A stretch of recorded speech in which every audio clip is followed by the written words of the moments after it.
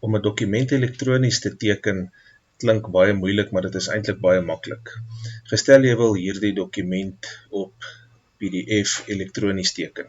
Dan moet jy begin deur jou handtekening en paraaf op 'n skoon bladsy te maak en dit op 'n goeie kwaliteit in te scan.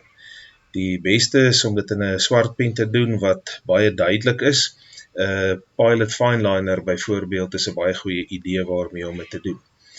Nadat jy dit ingescan het, stoor dit op 'n plek waar jy dit maklik weer in die hande gaan kry en dan gaan jy oor na jou Adobe Reader toe. As jy in hom inkom, dan is die eerste ding wat jy moet doen is jy gaan hier aan die regterkant na Fill and Sign toe. En hieronder gaan hy dan vir jou nog 'n opsie gee vir Fill and Sign en as jy dan op Sign hier op die menubar klik, sal jy sien hy vra vir jou Add Signature en Add Initials.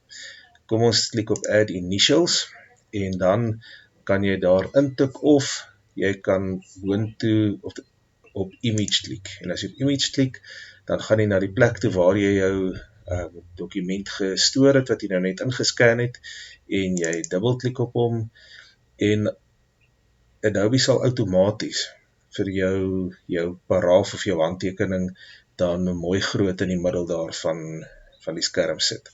As jy tevrede is met hoe hy lyk, kan jy klik op Apply, en wat nou gebeur is, as jy kyk na jou cursor, is dit reeds jou initials, en jy kan dit dan nou neersit waar jy wil, en dan kan jy dit groter maak, deur op die groot A te klik, of jy kan dit kleiner maak, elke keer tot op 'n punt.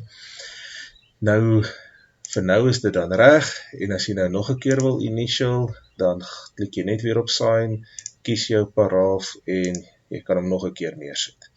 Jy kan hom ook nou, as hy nie op die plek moet wees nie, delete, deur op die asblikkie te klik, of as jy besef, maar hierdie een moes nie daar gewees het nie, dit moes moontlik jou handtekening gewees het, dan gaan klik jy hier op die selection pyltjie, en jy gaan af tot op jou handtekening, dan sal jy sien as jy op hom klik, dan maak hy weer vir jou hierdie skermpie oop waar jy op die asblikkie kan klik en weg is hy. Onthou net dat wanneer jy gesave het, kan jy nou nie daarna weer jou handtekening wegvat nie, dan is hy daar. Dieselfde stappe gaan jy doen om hier jou volledige handtekening by te voeg, en so is dit dan baie maklik om 'n dokument digitaal te teken.